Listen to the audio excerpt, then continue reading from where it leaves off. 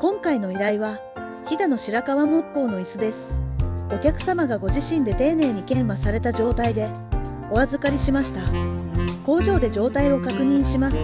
接合部に残る古い塗装を見極め、プロの技術で最終的な仕上げ研磨を行います。下地から着色、コーティングへ、プロが使う塗料の違いは数年後の確かな耐久性に現れます。見た目も手触りも違うと喜んでいただけました。確かな技術でまた長く使っていただけます。